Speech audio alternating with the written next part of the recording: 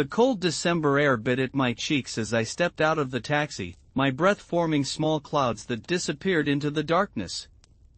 It was Christmas Eve, and the street where I grew up looked exactly as I remembered it, lined with houses glowing warmly from within, their windows like amber jewels against the deep blue of early evening. The scent of wood smoke drifted from chimneys, mixing with the crisp smell of snow that hadn't quite fallen yet but hung in the air like a promise. My suitcase wheels clicked against the frozen sidewalk as I made my way toward the house at the end of the block, the one with the crooked mailbox that Dad always said he'd fix but never did.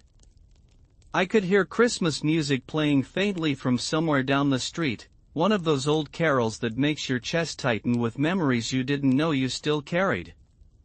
My fingers were going numb despite my gloves, and I shifted the shopping bags full of carefully wrapped presents from one hand to the other. It had been 3 years since I'd been home for Christmas. 3 years of excuses about work, about flights being too expensive, about not being able to get the time off. But this year was different. This year, Mom had called in September and said, in that voice that mothers use when they're trying not to sound like they're begging, that it would mean the world to her if I could make it home. That Grandma wasn't getting any younger. That the house felt too quiet. So here I was, standing at the bottom of the driveway, looking at the house that held every Christmas memory I'd ever made. The porch light was on, and I could see the familiar wreath on the front door, the one made of real pine boughs that Mom insisted on making fresh every year even though the artificial ones looked just as good and lasted longer. Through the front window, I could see the Christmas tree, its lights twinkling in that slow, hypnotic rhythm that only old-fashioned bulbs have. My heart was beating faster than it should have been, and I realized I was nervous. Nervous to go home. Nervous to see everyone. Nervous that 3 years had changed things in ways I couldn't undo. I took a deep breath, the cold air burning slightly in my lungs, and walked up the 3 steps to the porch. The wood creaked under my feet, the same creak it had made when I was 16 and trying to sneak in after curfew. Before I could knock, the door flew open, and there was Mom, her face breaking into a smile so white and genuine that I felt something crack open in my chest. "Oh, sweetheart," she said, and her voice was thick with emotion. "You're here. You're really here."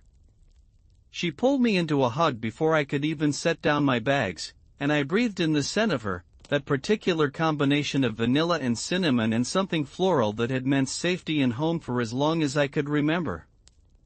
She felt smaller than I remembered, more fragile, and I held her a little tighter than I meant to. Come in, you must be freezing," she said, pulling back and ushering me inside. "Your father is in the kitchen pretending he knows how to make his mother's stuffing. Your sister is upstairs wrapping presents at the last minute, as usual. And Grandma is in the living room, holding court." The warmth of the house enveloped me like a blanket, and with it came a rush of smells that transported me instantly back to childhood. There was the sharp, clean scent of pine from the tree. The rich aroma of something baking, probably Mom's famous dinner rolls. The sweet smell of hot chocolate, which I knew would be simmering on the stove with real cream and a hint of peppermint. And underneath it all, that indefinable scent that was just home, the smell of old wood and familiar furniture and years of memories baked into the walls. "Is that my baby?" A voice called from the living room, and I felt my throat tighten. Grandma's voice was thinner than it used to be, a little wavering, but still unmistakably hers. I left my bags by the door and walked into the living room, and there she was, sitting in her favorite armchair, the green velvet one that had been in this house for as long as I could remember. She looked older, and that shouldn't have surprised me, but it did. Her hair was completely white now, pulled back in the same neat bun she'd always worn. Her hands, resting on the arms of the chair, were more gnarled than I remembered, the veins standing out like blue rivers under thin paper. But her eyes, when they met mine, were the same bright, sharp blue they'd always been, full of intelligence and warmth and a hint of mischief. "There's my wanderer," she said, holding out her arms. "Come here and let me look at you." I crossed the room and bent down to hug her, careful not to squeeze too hard. She felt like a bird in my arms, all delicate bones and soft sweater. But her hug was still strong, and she held me for a long moment before pulling back to study my face. "You look tired," she said, not unkindly. "They're working you too hard in that big city." "I'm okay, Grandma," I said, settling onto the ottoman at her feet. "Just busy."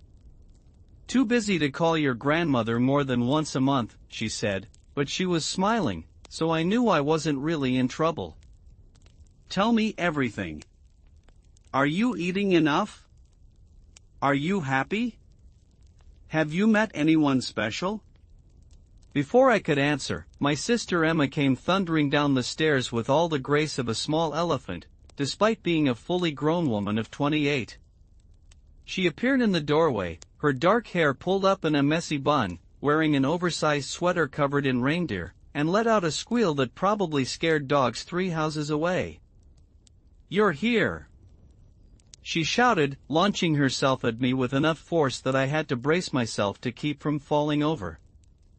"I can't believe you're actually here. I thought you were going to bail again." I hugged her back, laughing despite myself. "Nice to see you too, Em." She pulled back and punched me in the shoulder, hard enough to hurt. "That's for missing the last 3 Christmases, jerk." "I deserved that," I admitted. "You deserve worse, but it's Christmas, so I'm being nice," she said, grinning. "Come on, you have to see the tree. Mom went absolutely crazy this year. I think she bought every ornament in a 50-mile radius." The Christmas tree stood in its traditional spot by the front window, and Emma was right, it was absolutely covered in ornaments. The lights were the old-fashioned kind, big colored bulbs that gave off a warm, slightly orange glow. Tinsel hung in silver waterfalls from every branch. And the ornaments, there must have been hundreds of them, each one a memory. I could see the wooden soldier I'd made in 2nd grade, his paint chipped and faded. The glass ball with Emma's baby picture inside. The felt stocking with Grandma's name embroidered in crooked letters that Mom had made when she was learning to sew. The ceramic angel with one wing that Dad refused to throw away because I'd given it to him when I was 5. "It's beautiful," I said, and meant it. The tree wasn't elegant or coordinated like the ones in magazines or store windows. It was chaotic and cluttered and absolutely perfect. "Wait until you see what Mom did this year," Emma said, her voice taking on a strange tone, something between excitement and sadness. "She's been working on something special. A surprise for tonight." "What kind of surprise?" I asked, but Emma just shook her head. "You'll see.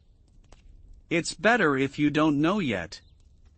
Before I could press her further, Dad emerged from the kitchen, wiping his hands on a dish towel. He was wearing the apron Emma and I had given him years ago, the one that said "World's Okayest Cook," and his reading glasses were perched on top of his head, which meant he'd been consulting a recipe and had forgotten they were there. "There's my kid," he said, his face lighting up. He crossed the room in 3 long strides and pulled me into one of his bear hugs, the kind that lifted me slightly off the ground even though I was 32 years old and perfectly capable of standing on my own. He smelled like sage and butter and Old Spice, and I felt about 7 years old again. "Good to have you home, kiddo," he said quietly, and I could hear the emotion in his voice. "Really good." "Good to be home, Dad," I said, and realized I meant it more than I'd expected to. The evening unfolded in the comfortable chaos that I'd forgotten was normal for my family. We ate dinner at the big oak table in the dining room, the one that had belonged to Grandma's parents and had seen decades of family meals. Mom had outdone herself with the food.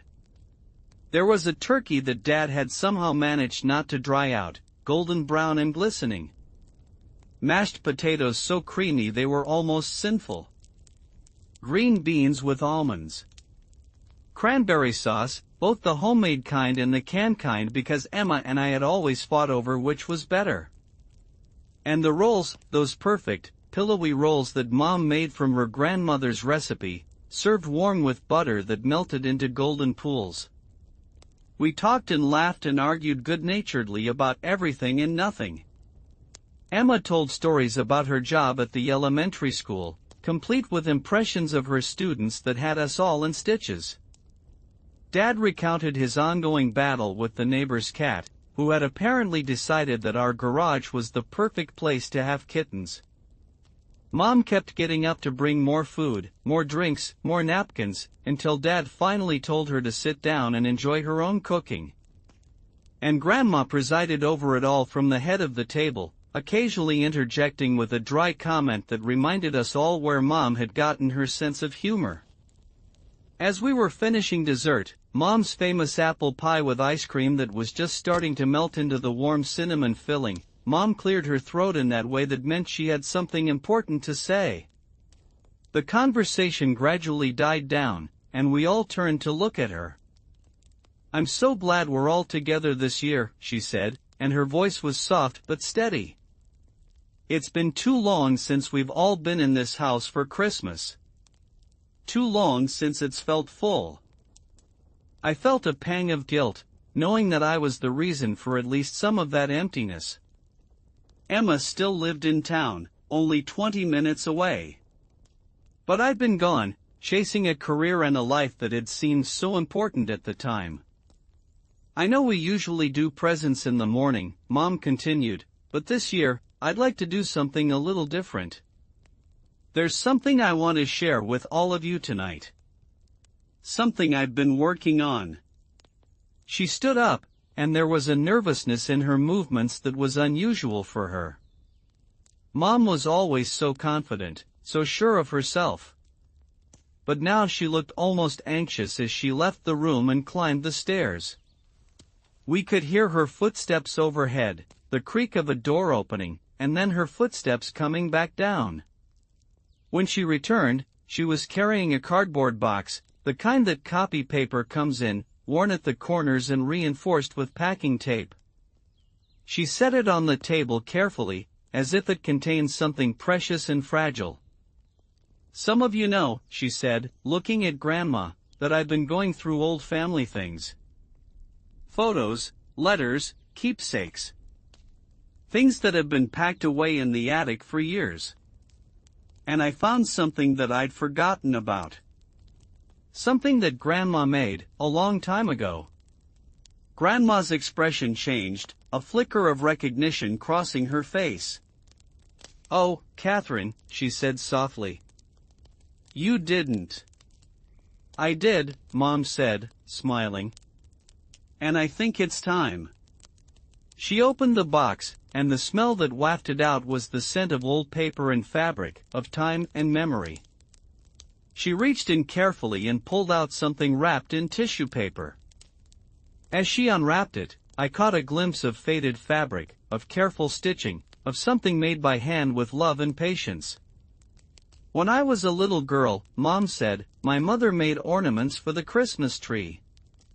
Not just any ornaments. Each one told a story. Each one was a memory, a moment from our family's life, sewn and stitched and preserved." She held up the first ornament, and even from where I sat, I could see the care that had gone into it. It was made of fabric, different pieces sewn together in a patchwork pattern. In the center was an embroidered scene, a little house with smoke coming from the chimney, done in tiny, precise stitches. Around the edge was a border of lace, yellowed with age but still delicate and beautiful. "This one," Mom said, her voice thick with emotion, "is the house where my mother grew up. Where Grandma grew up. She made this the first Christmas after she got married, when she and my father were living in that tiny apartment in the city and she was homesick for the farm." I looked at Grandma, and saw that her eyes were shining with tears. "I'd forgotten," she said quietly. "I'd completely forgotten I made those." "You made dozens of them," Mom said, reaching into the box and pulling out another, and another. "Over the years, you made an ornament for every important moment. Every memory you wanted to keep." She laid them out on the table, one by one, and each one was a tiny work of art. There was one with a baby's booty embroidered on it, the stitches so small and perfect they looked like they'd been done by a machine, but I knew they'd been done by hand, by Grandma's hands when they were young and steady. There was one with a Christmas tree, each ornament on the tiny tree a different colored bead. There was one with a dog, a scruffy little terrier that I recognized from old photos as the dog Grandma had when Mom was little. "I found them in the attic," Mom said, "and I couldn't believe I'd forgotten about them. They were packed away in a trunk, wrapped in old newspaper from 1973. And I thought, what better time to bring them out than now, when we're all together again." She picked up another ornament, this one clearly newer than the others. The fabric was brighter, the stitching just as careful but done in a slightly different style. "This one," she said, "I made. I learned from watching my mother, and when I had my own family, I wanted to continue the tradition." The ornament showed two little figures, clearly meant to be children, building a snowman. The detail was incredible. You could see the buttons on the snowman's front, the carrot nose, the stick arms. The children were wearing little hats and scarves, and their faces were turned toward each other, laughing. "This is you too," Mom said, looking at Emma and me. "This is from the year we had that huge snowstorm, and you spent the entire day outside building the biggest snowman the neighborhood had ever seen. Do you remember?" I did remember. I'd been 9, Emma had been 5. We'd worked for hours, rolling the snowballs until they were so big we could barely move them. Dad had to help us lift the head onto the body. We'd used Mom's good scarf for the snowman, and she'd pretended to be mad, but we could tell she wasn't really.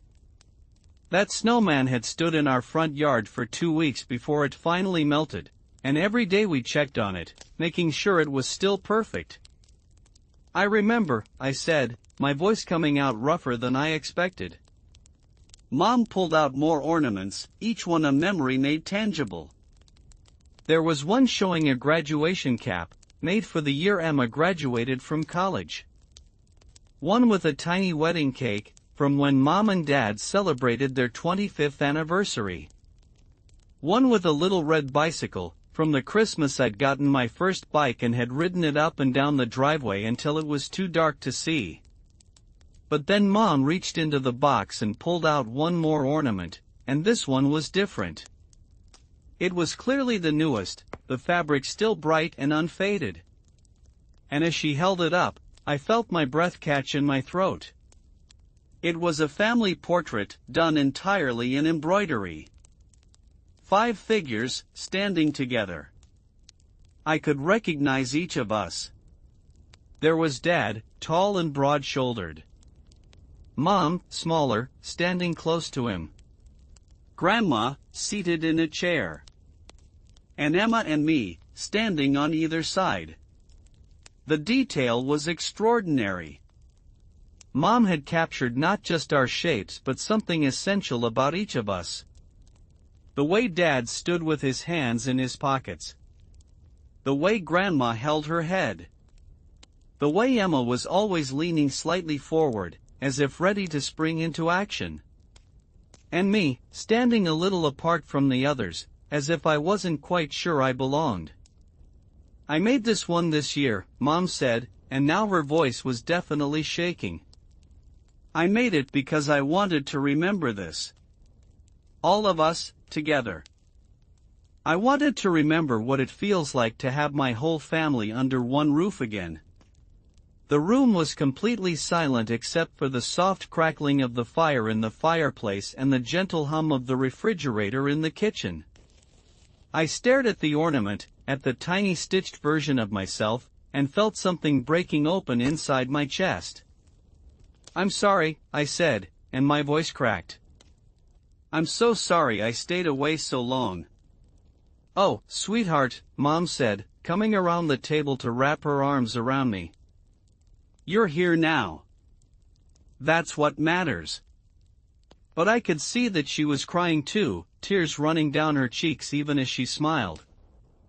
And when I looked around the table, I saw that Emma was wiping her eyes, and Dad was clearing his throat in that way he did when he was trying not to show emotion, and Grandma was dabbing at her face with her napkin. "How long did this take you?" Emma asked, her voice thick. "This must have taken forever." 3 months, Mom admitted. "Every evening, after work. I wanted to get it right. I wanted to capture this moment, this feeling of having everyone home." She held the ornament up to the light, and the fabric seemed to glow. "I wanted to make sure that no matter what happens, no matter where life takes us, we have this. This reminder that we're a family. That we belong to each other." Grandma reached out a trembling hand, and Mom placed the ornament gently in her palm. Grandma studied it for a long moment, her fingers tracing the careful stitches, the tiny details that Mom had worked so hard to perfect. "You learned well, Catherine," Grandma said finally, her voice barely above a whisper. "You learned exactly what I was trying to teach you all those years ago. It's not about making something pretty. It's about making something that holds love. Something that keeps the memory alive." She looked up at all of us, her blue eyes moving from face to face. "When I started making these ornaments, I was a young woman, newly married, far from home. I was scared and lonely, and I missed my family so much it hurt. So I started making these little pieces of home, these little pieces of memory, so I could carry them with me. So I could look at them and remember where I came from. Who I was." She handed the ornament back to Mom. "And now you've done the same thing. You've taken a moment, this moment, and you've made it permanent. You've made it something we can hold on to." Mom took the ornament, cradling it carefully in both hands. "I thought we could hang them on the tree," she said. "All of them. Every memory, every moment. I thought we could make the tree a history of our family." The idea was so simple and so perfect that I wondered why we'd never done it before. All those years of store-bought ornaments, of matching sets and coordinated colors, when what we should have been doing was this. Telling our story. Keeping our memories alive. We moved to the living room, all of us, carrying the box of ornaments carefully. The tree stood waiting, its lights casting a warm glow over everything. Mom handed out the ornaments one by one, and as each person took one, they would tell the story behind it. Grandma held the one with her childhood home and told us about growing up on a farm, about winter mornings so cold that the water in the basin would freeze overnight, about her mother making breakfast before dawn so her father could eat before going out to tend the animals. Emma took the one with the snowman and reminded us of details I'd forgotten. How the neighbor's dog had tried to eat the carrot nose. How we'd given the snowman a name, Frosty Jr., because we weren't very creative. How we'd been so sad when it melted that Mom had taken a picture of us standing next to it, which we'd then put in a frame and kept on the mantel for years. Dad took the one with the wedding cake and told us about their anniversary party, how Mom had insisted they didn't need a big celebration but then had cried when she walked into the backyard and saw that he'd strung lights everywhere and invited all their friends and family. How they'd danced to the same song they'd danced to at their wedding, and how he'd stepped on her feet just like he had the first time. And I took the one with the bicycle, remembering the feel of the cold metal handlebars under my hands, the way my heart had raced with excitement and fear as I'd pedaled faster and faster, the way Dad had run alongside me, his hand on the back of the seat, until suddenly he wasn't there anymore and I was riding on my own, flying down the driveway with the wind in my face and the whole world opening up before me. We hung each ornament carefully, finding the perfect spot for each one. The tree transformed before our eyes, becoming less a decoration and more a living history. Each ornament was a thread in the tapestry of our family, a moment captured and preserved. And as we worked, we talked and laughed and cried, the stories flowing like water, each one leading to another, each memory sparking a dozen more. When we finally hung the last ornament, the family portrait that Mom had made, we all stepped back to look at the tree. It was beautiful in a way that had nothing to do with aesthetics and everything to do with meaning. Every branch held a story. Every ornament was a piece of our hearts. "It's perfect," Emma said softly, and no one disagreed. We sat together in the living room, the five of us, with the tree glowing in the corner and the fire crackling in the fireplace. Outside, it had started to snow, soft flakes drifting past the window like a benediction. The house was warm and full of the scent of pine and cinnamon and home. And for the first time in 3 years, I felt like I was exactly where I was supposed to be. Grandma was the one who broke the comfortable silence. "You know," she said, her voice thoughtful, "I've been thinking about something. About why we make these ornaments, why we tell these stories. It's not just about remembering the past. It's about understanding who we are now. Every moment we've lived, every choice we've made, every joy and sorrow, they've all led us to this moment, right here, right now." She looked at me, and her gaze was gentle but direct. "You've been gone," she said. "You've been building a life somewhere else. And that's okay. That's what you needed to do. But don't forget that this is here. This family, these memories, this love. It's always here, waiting for you to come home to it." "I know, Grandma," I said, my voice barely above a whisper. "I know that now." "Good," she said, settling back in her chair with a satisfied nod. "Because life is short, and it goes by faster than you think. One day you're a young woman making ornaments in a tiny apartment, missing your mother.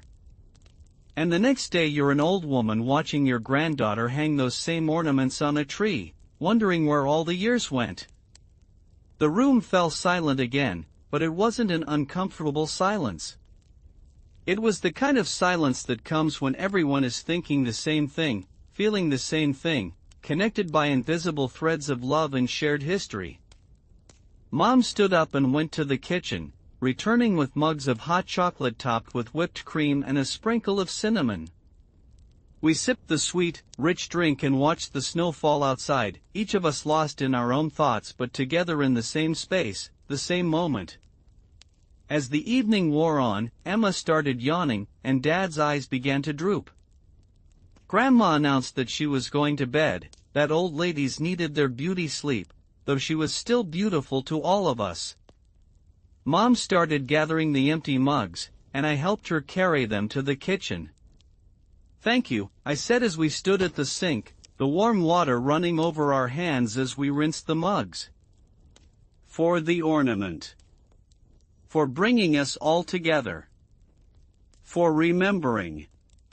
She turned to look at me, and in the soft light of the kitchen, I could see the lines around her eyes, the silver threads in her hair, all the marks of time and love and worry. "Oh, sweetheart," she said. "I didn't bring us together. You did. You came home. That's all I ever wanted." "I'll come home more often," I promised. "I won't let so much time pass again."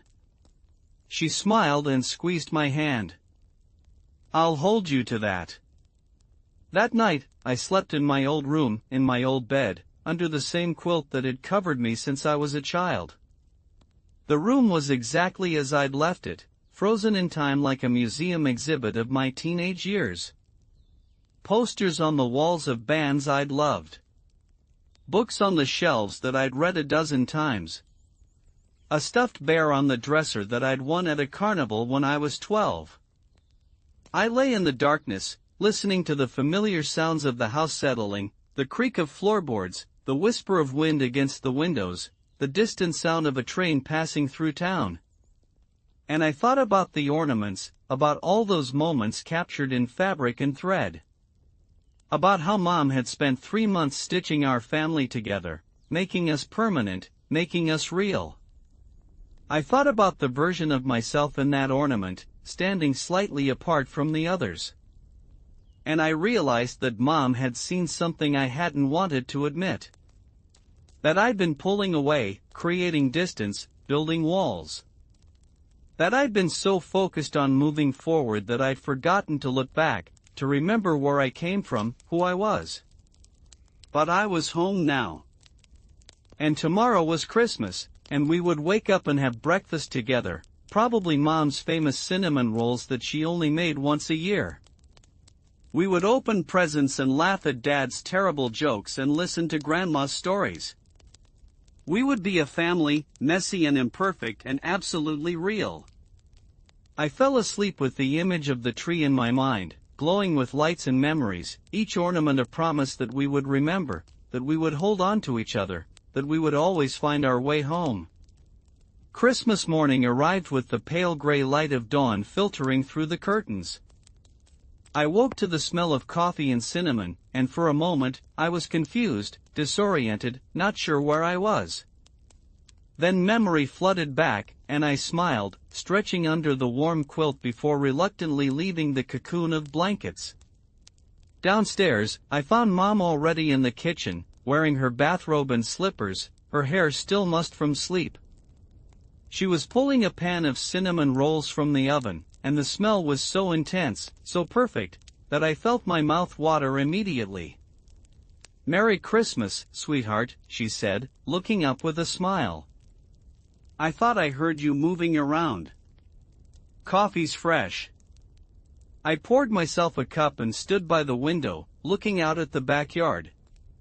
The snow had continued through the night, and everything was covered in a blanket of white, pristine, and untouched. The bird feeder that Dad had hung from the oak tree was piled high with snow, and as I watched, a cardinal landed on it, a bright splash of red against the white. One by one, the rest of the family appeared. Emma came down in her pajamas, her hair sticking up in every direction, looking like she'd been dragged through a hedge backwards. Dad appeared in his old flannel robe, the one with the hole in the pocket that he refused to throw away. And finally, Grandma made her way slowly down the stairs, one hand on the railing, moving carefully but steadily. We ate breakfast together at the kitchen table, the cinnamon rolls warm and gooey, the icing melting into sweet rivers. We drank coffee and orange juice and talked about nothing important, just the comfortable chatter of people who know each other well enough that silence is okay but conversation is better. After breakfast, we moved to the living room for presents. The tree looked even more beautiful in the morning light, the ornaments catching the sun and throwing little rainbows across the walls. We took turns opening gifts, each person choosing one to unwrap while everyone else watched. Emma squealed over the new set of art supplies I'd gotten her, high-quality paints and brushes that I knew she'd been wanting but wouldn't buy for herself.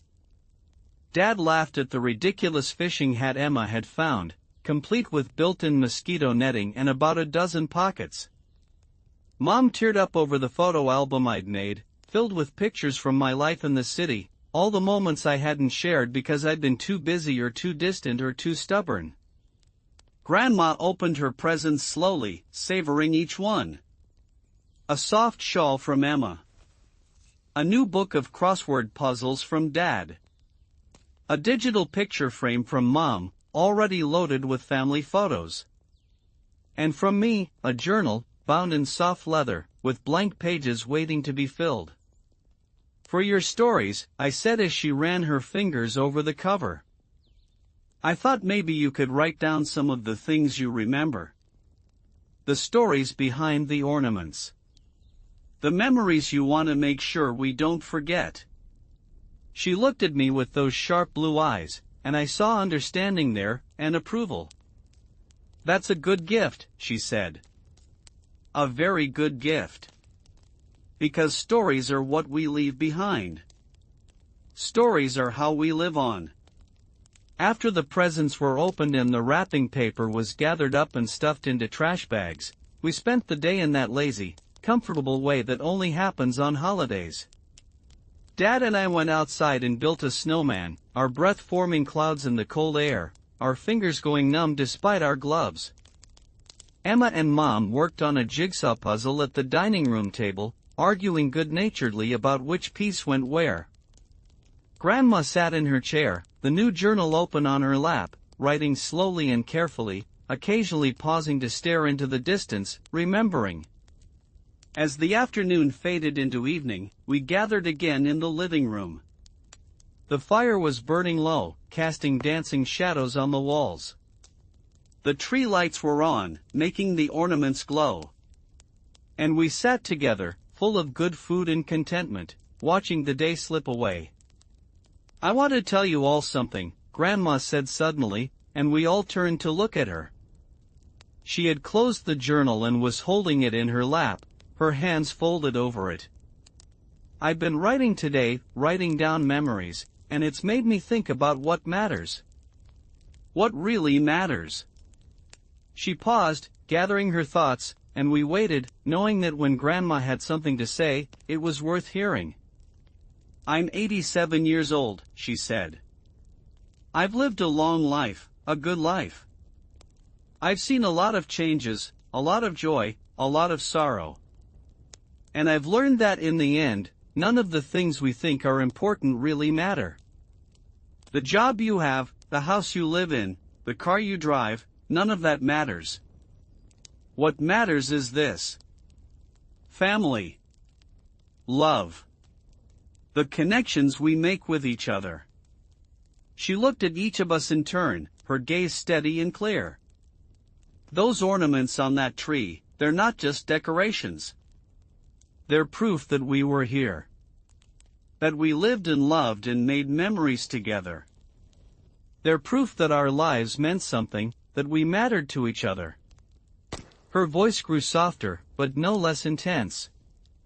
"I won't be here forever. None of us will. But those ornaments will remain. And long after I'm gone, you'll hang them on your trees, and you'll remember.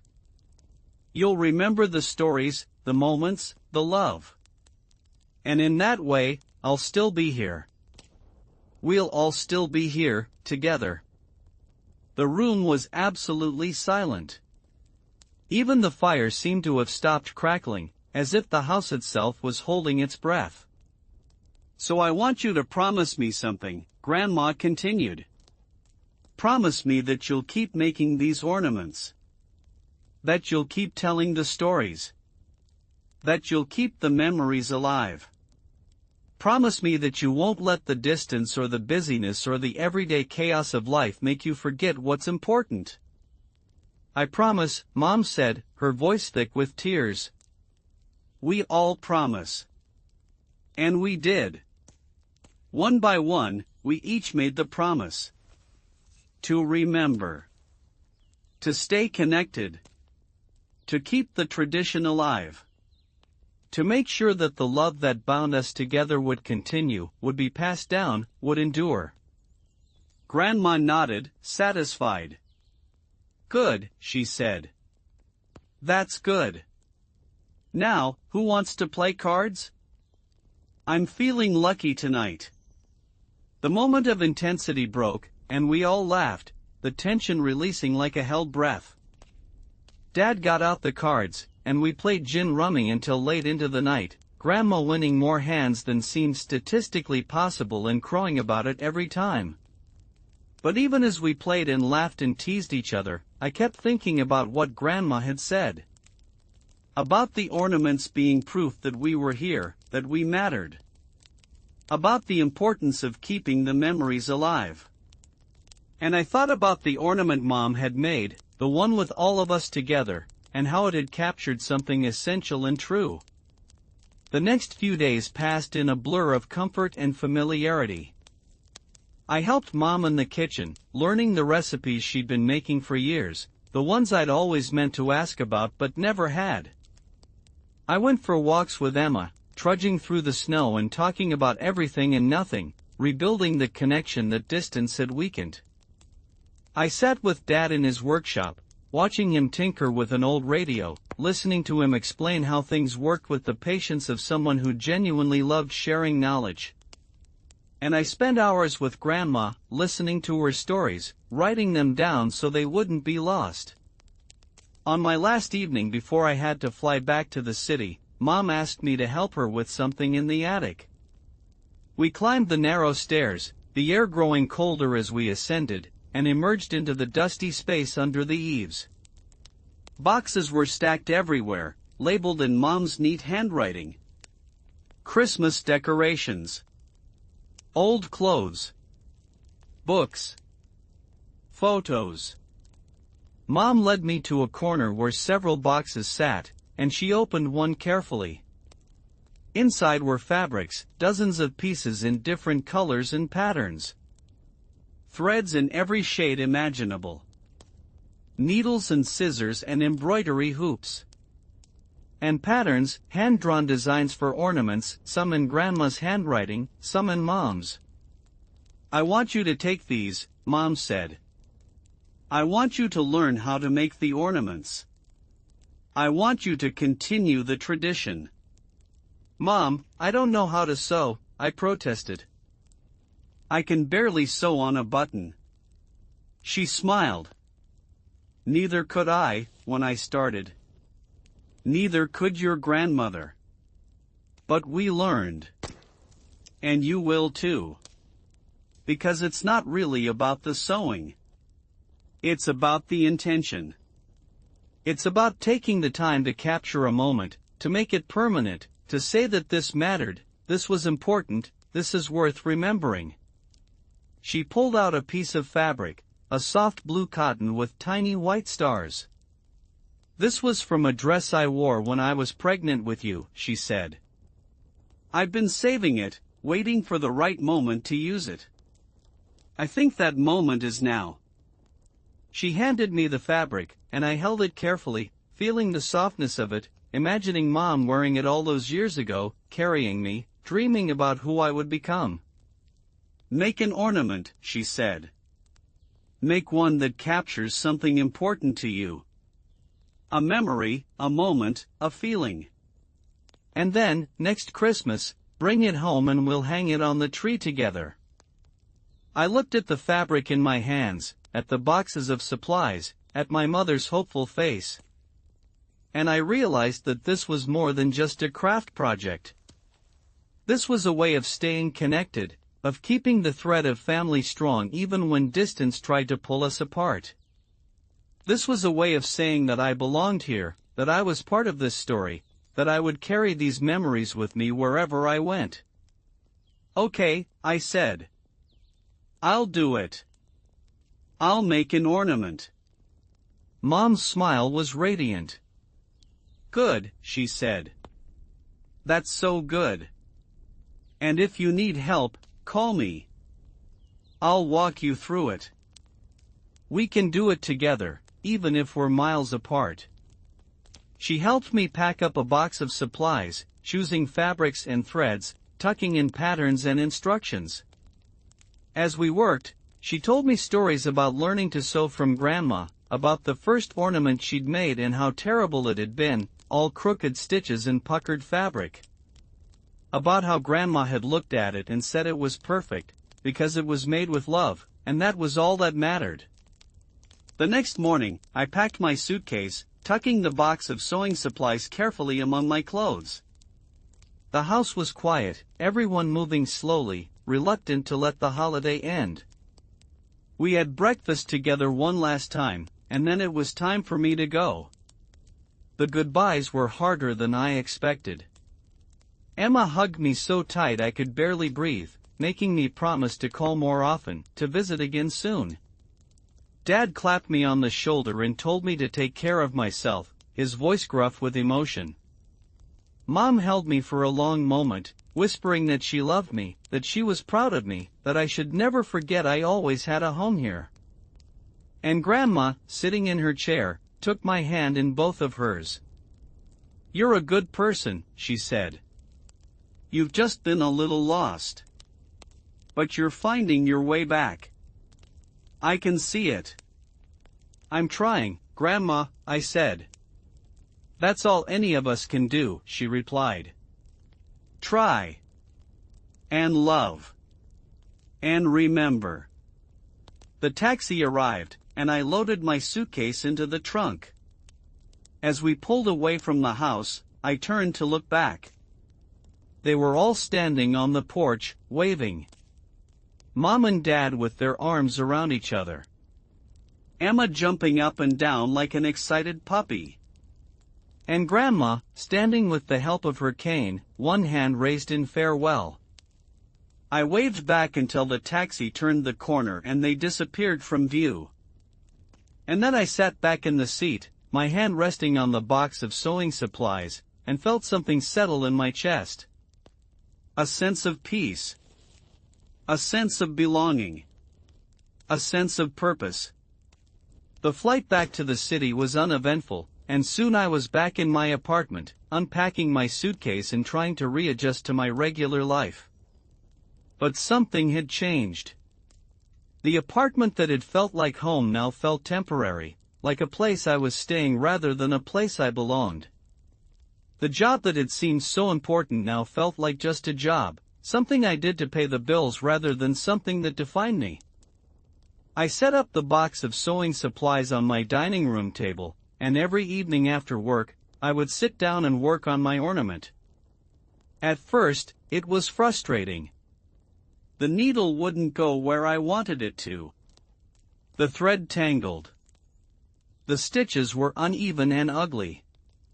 But I kept at it, and slowly, I began to improve. I called Mom often, holding the phone between my shoulder and ear while I worked, asking for advice, listening to her patient instructions. And as we talked, we would share stories, memories, little moments from our days. The distance between us seemed to shrink, the miles becoming irrelevant when we were connected by thread and voice and love. I decided to make my ornament about the Christmas I'd just experienced. About coming home after 3 years.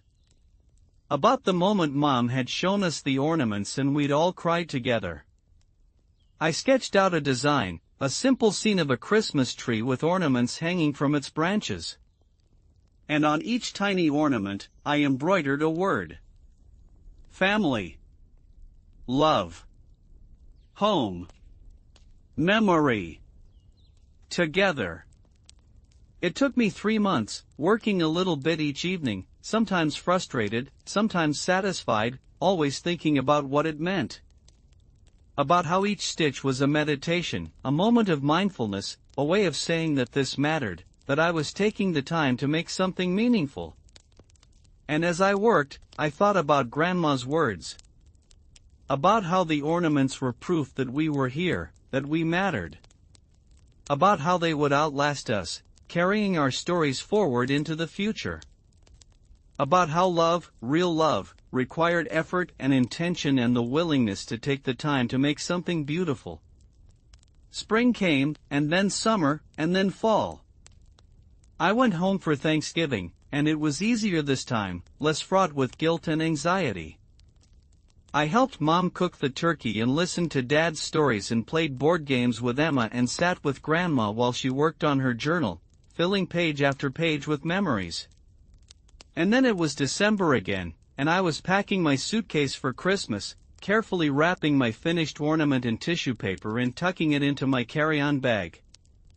This time, there was no hesitation, no last-minute doubts. I was going home, and I was bringing a piece of myself with me, a piece of my heart made tangible in fabric and thread. When I arrived at the house, the scene was almost identical to the year before. The cold air, the smell of wood smoke, the glowing windows. But this time, I wasn't nervous.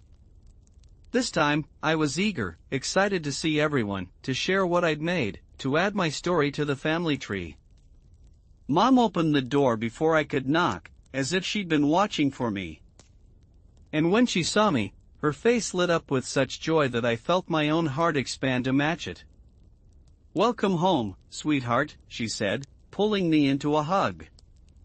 "Welcome home." That evening, after dinner, I brought out my ornament. My hands were shaking slightly as I unwrapped it, suddenly nervous about what everyone would think. It wasn't perfect. The stitches were uneven in places. The design was simple, maybe too simple. But it was mine. I had made it with my own hands, with my own time, with my own love. I held it up, and everyone leaned in to look. The little Christmas tree with its tiny ornaments, each one labeled with a word that mattered. The border of blue fabric from Mom's maternity dress. The careful, imperfect stitches that showed I was learning, growing, trying. "It's beautiful," Mom said, and her voice was thick with emotion. "It's absolutely beautiful." "You made this?" Emma asked, reaching out to touch it gently. "You actually made this?" "I did," I said. "It took me 3 months. And about 1,000 phone calls to Mom for help. But I did it." Grandma held out her hand, and I placed the ornament in her palm. She studied it for a long moment, her fingers tracing the stitches, the words, the design. Then she looked up at me, and her eyes were shining with tears. "You understand now," she said. "You understand what I was trying to teach. What your mother learned. What we're all trying to do. We're making love visible. We're making memory permanent. We're saying that we were here, and we mattered, and we loved each other." "I do understand," I said. "I finally understand." She handed the ornament back to me. "Then hang it on the tree," she said. "Add your story to ours. Make yourself part of this history."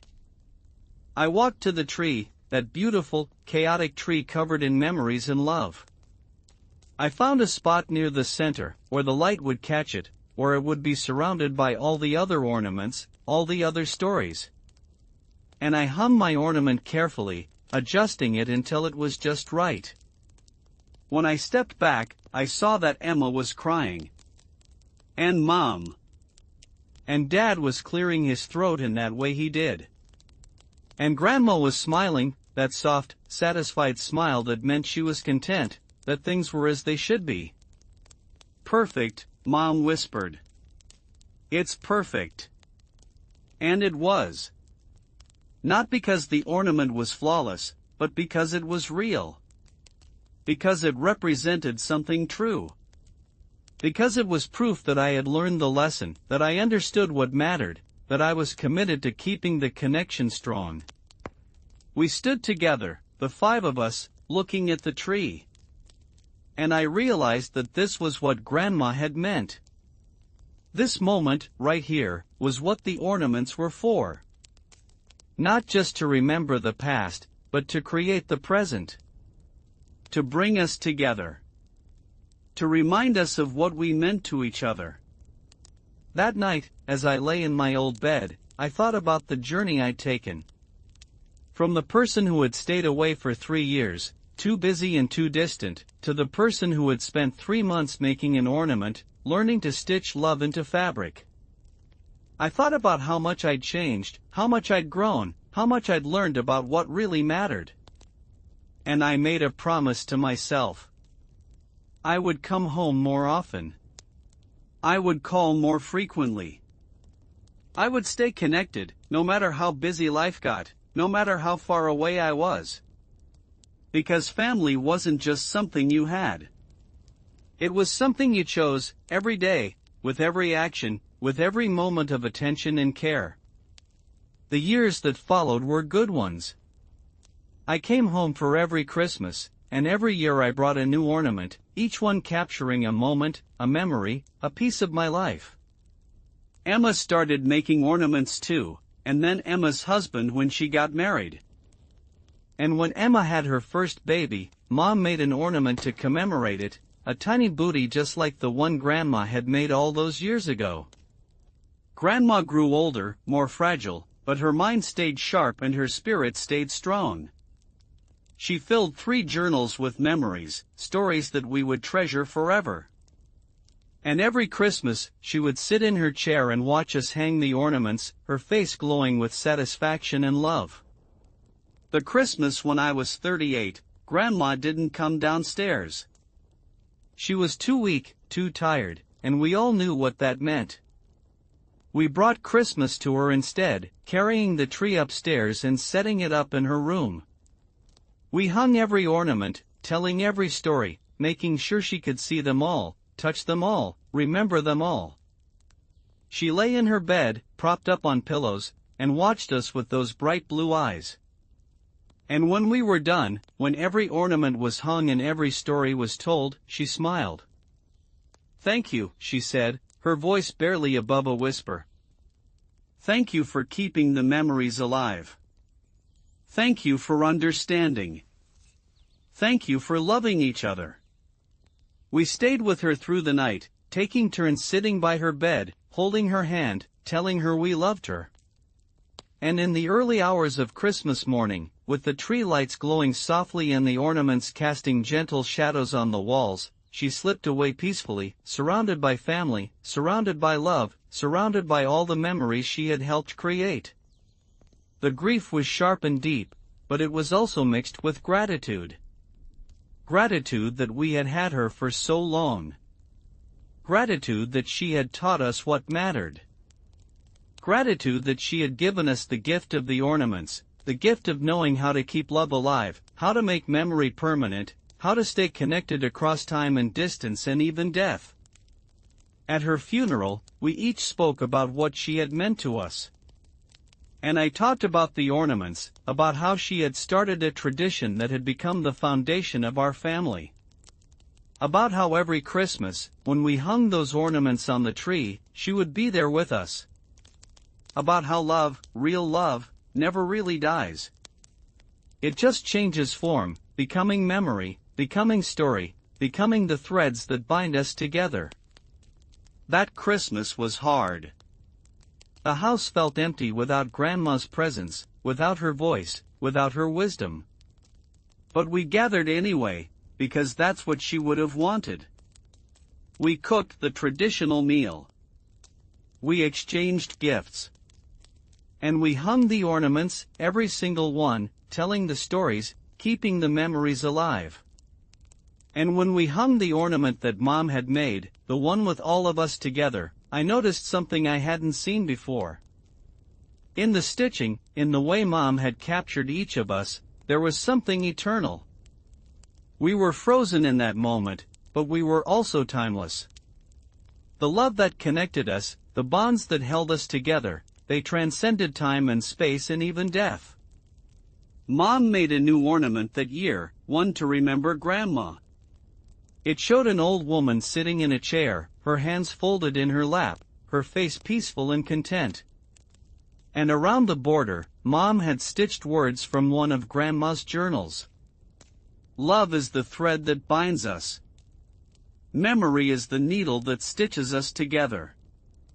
Family is the fabric that holds it all. We hung it on the tree with tears streaming down our faces, but they weren't just tears of sadness. They were tears of gratitude, of love, of understanding.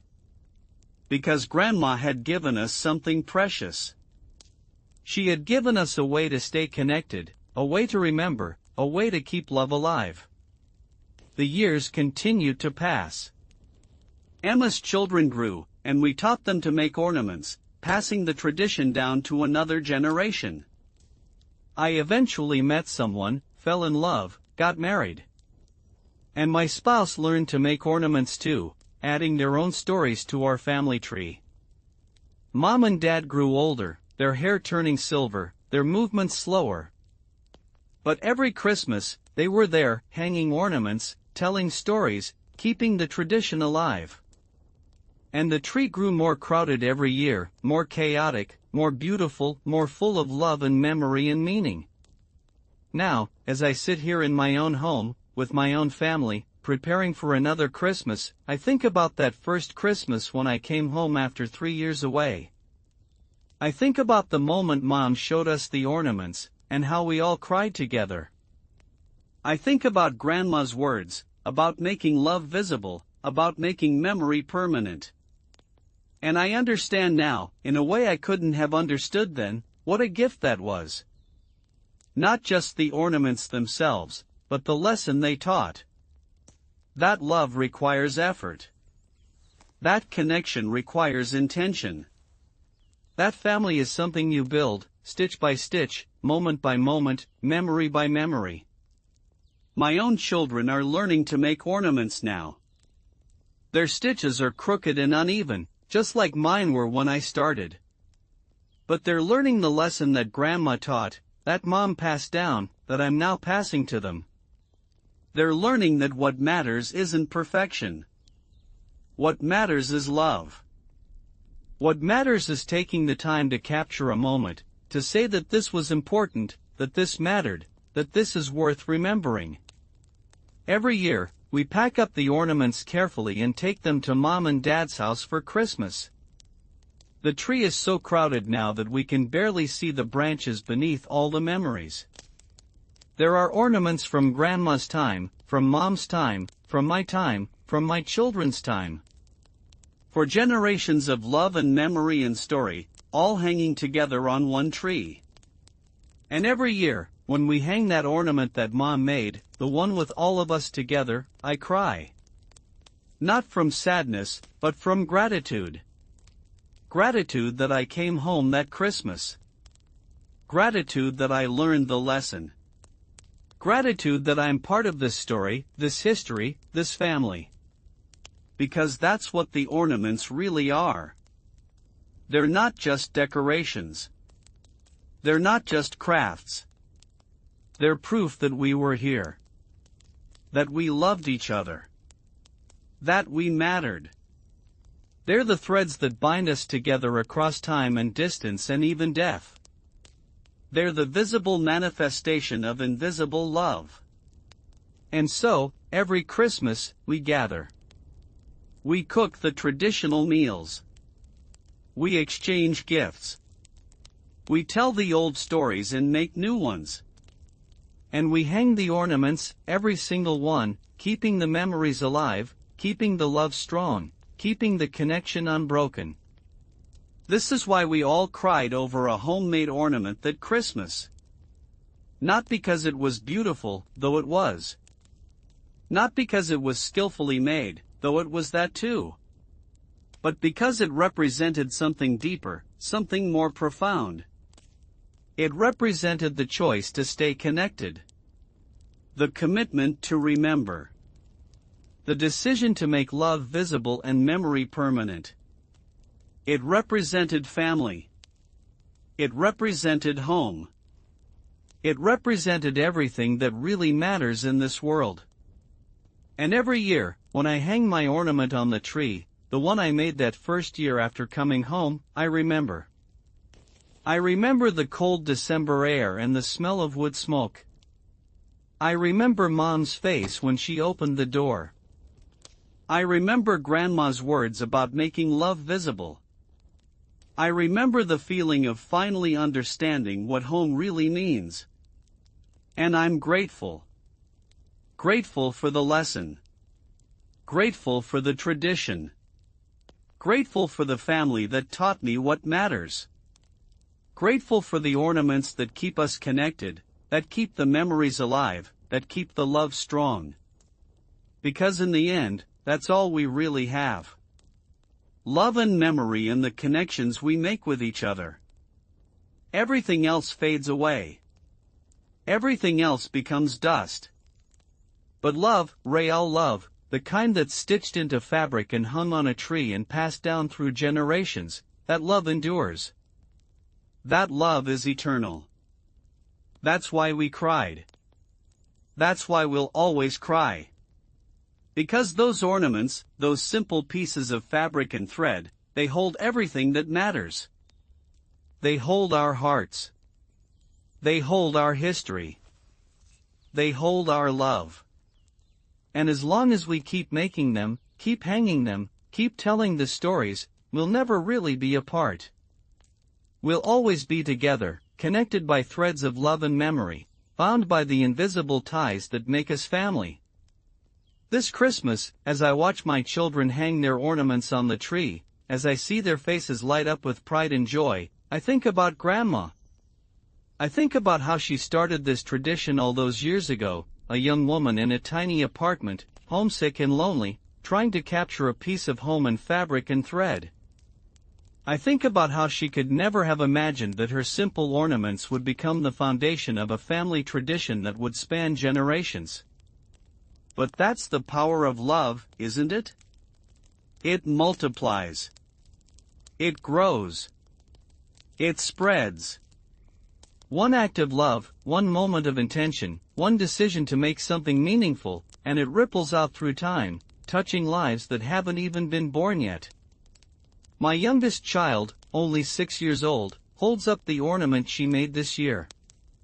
It's crooked and messy, the stitches uneven, the fabric puckered in places.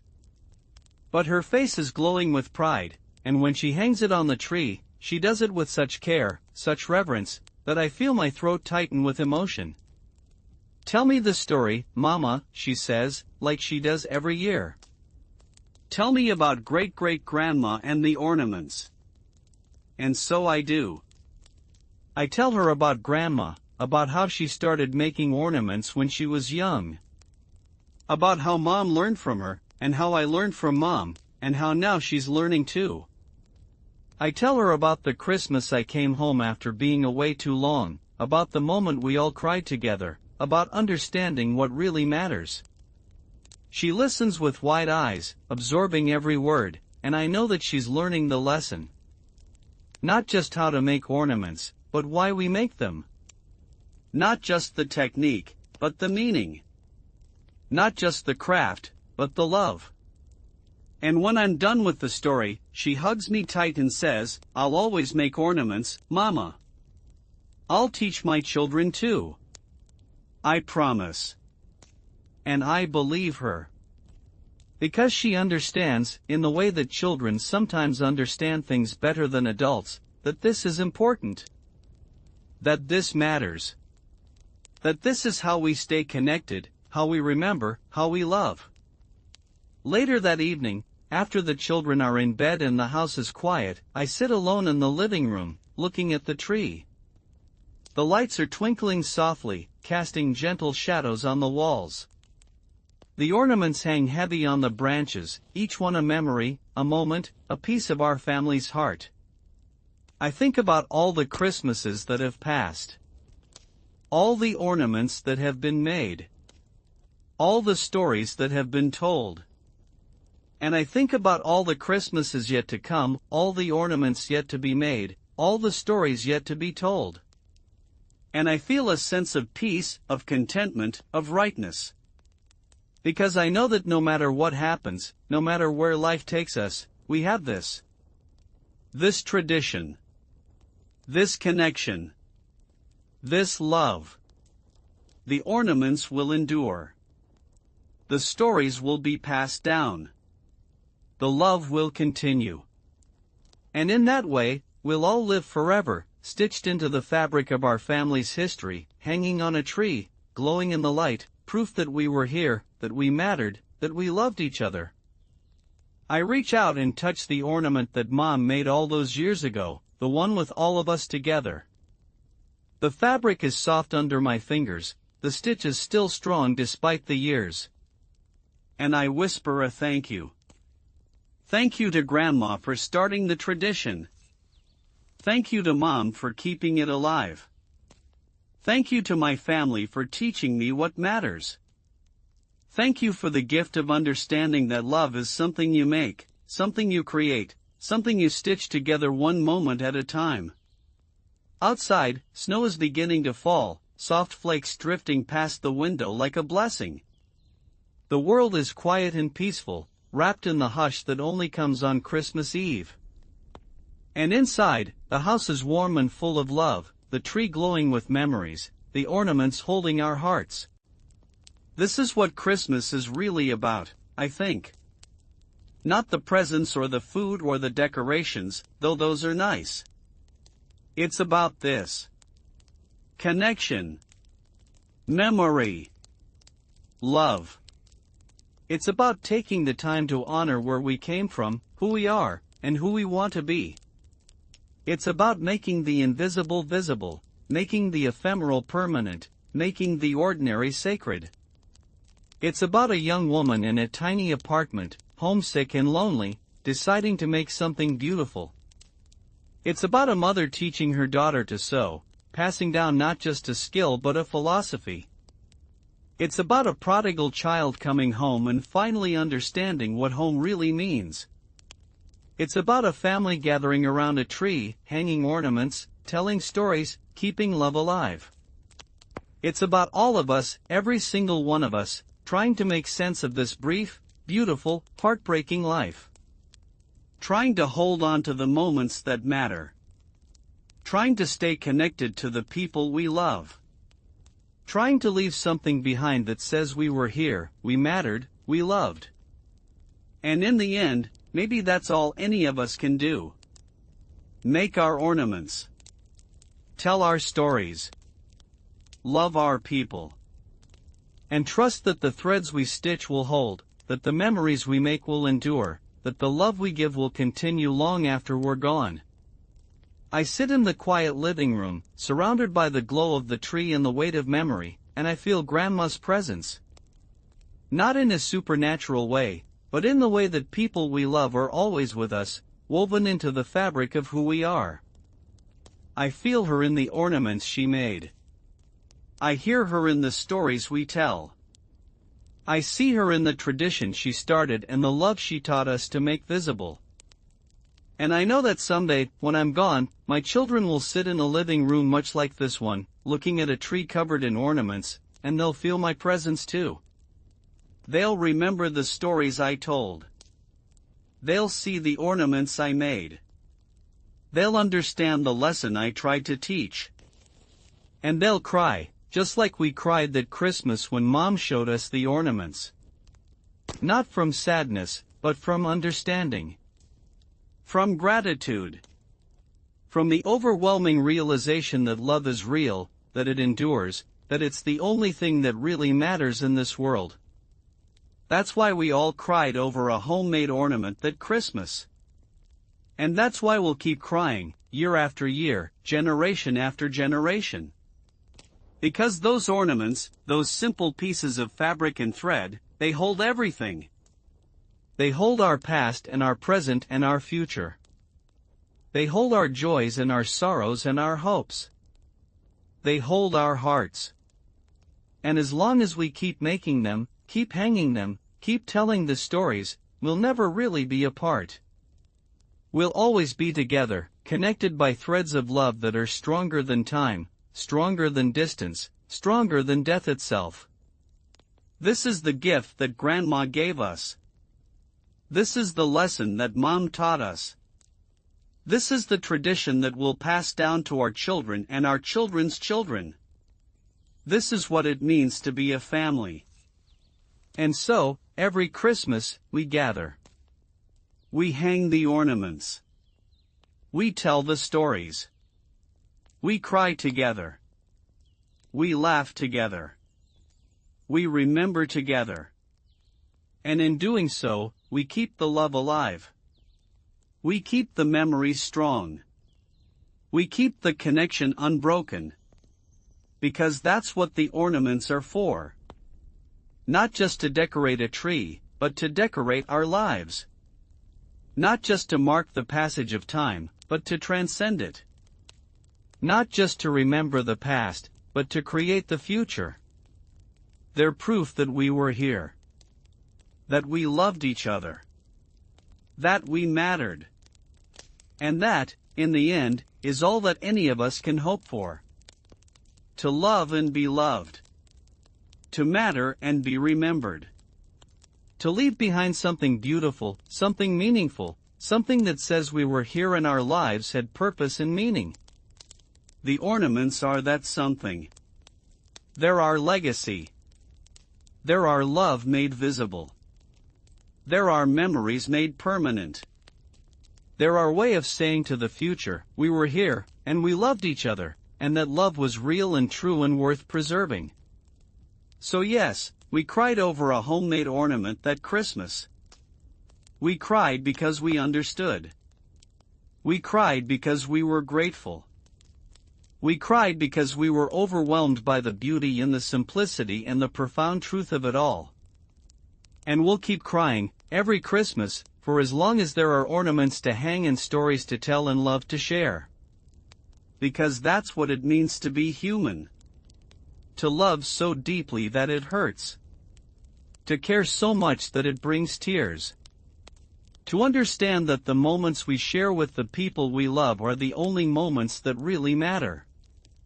The tree stands in the corner, glowing softly in the darkness, covered in ornaments that span 4 generations. Each one is a thread in the tapestry of our family. Each one is a stitch in the fabric of our love. Each one is a moment captured, a memory preserved, a piece of our hearts made tangible and real. And as I sit here, looking at the tree, feeling the weight of all those memories, all that love, all that history, I understand what Grandma meant when she said that the ornaments were proof that we were here. Because they are. They're proof that we lived and loved and made something beautiful together. They're proof that our lives had meaning. They're proof that love is real and strong and eternal. This is why we all cried over a homemade ornament that Christmas. This is why the tradition matters. This is why we'll keep making ornaments, keep telling stories, keep gathering together year after year after year. Because in the end, this is all we have. Love and memory and the connections we make with each other. And if we're lucky, if we're wise, if we're intentional, we can make those connections strong enough to last forever. We can stitch them into fabric and hang them on a tree. We can tell the stories and pass them down. We can make love visible and memory permanent. We can create something that will outlast us, that will carry our love forward into the future, that will keep us connected even after we're gone. That's the gift. That's the lesson. That's the truth that Grandma understood and Mom learned, and I'm now teaching my children. Love is something you make. Connection is something you create. Family is something you build, one stitch at a time, one moment at a time, one ornament at a time. And if you do it right, if you do it with intention and care and love, it will last forever. It will transcend time and space and death. It will become something eternal, something sacred, something that proves that we were here and we mattered and we loved each other with everything we had. That's why we cried. That's why we'll always cry. Because those ornaments, those simple, beautiful, homemade ornaments, they hold everything that matters. They hold our hearts. They hold our history. They hold our love. And as long as there are hands to make them and trees to hang them on and stories to tell, that love will never die. It will live on, generation after generation, a testament to the power of family, the strength of connection, the endurance of love. This is what Christmas is really about. This is what life is really about. This is what it means to be human, to love, to matter, to leave something beautiful behind. And so, every Christmas, we gather. We make our ornaments. We hang them on the tree. We tell our stories. We cry our tears of gratitude and understanding. And we remember. We remember where we came from. We remember who we are. We remember what matters. We remember that love is real and strong and eternal. We remember that we're connected, that we belong to each other, that we're family. And in remembering, we keep the love alive. We keep the memories strong. We keep the connection unbroken. We keep the tradition going, passing it down to the next generation, ensuring that the love that Grandma started stitching all those years ago will continue long after we're all gone. That's the power of a homemade ornament. That's the magic of a family tradition. That's the truth that we learned that Christmas, the truth that changed everything, the truth that will carry with us for the rest of our lives. Love is something you make. And if you make it well, if you make it with care and intention and devotion, it will last forever. The snow continues to fall outside, blanketing the world in white. The fire has burned down to embers, glowing softly in the darkness. The house is quiet, everyone asleep except for me, sitting here in the living room, looking at the tree, thinking about love and memory and family. And I'm grateful. So deeply, profoundly grateful. Grateful for Grandma and her wisdom. Grateful for Mom and her dedication. Grateful for my family and their love. Grateful for the ornaments that keep us connected. Grateful for the tradition that keeps us strong. Grateful for the understanding that came that Christmas, the understanding that changed my life. I reach out one more time and touch the ornament that Mom made, the one with all of us together. And I whisper into the quiet room, thank you. Thank you for teaching me what matters. Thank you for showing me how to love. Thank you for giving me this gift, this tradition, this family. And I know, somehow, that Grandma hears me. That Mom hears me. That all the love that's been stitched into these ornaments over the years is listening, responding, holding me in an embrace that transcends time and space. Because that's what love does. It endures. It persists. It outlasts everything else. And when we make it visible, when we make it permanent, when we stitch it into fabric and hang it on a tree, it becomes something more than just a feeling. It becomes a legacy. It becomes a promise. It becomes proof that we were here and we mattered and we loved each other with everything we had. That's why we all cried over a homemade ornament that Christmas. And that's why, every Christmas for the rest of my life, I'll look at that tree covered in ornaments and feel my eyes fill with tears. Not tears of sadness, but tears of joy. Tears of gratitude.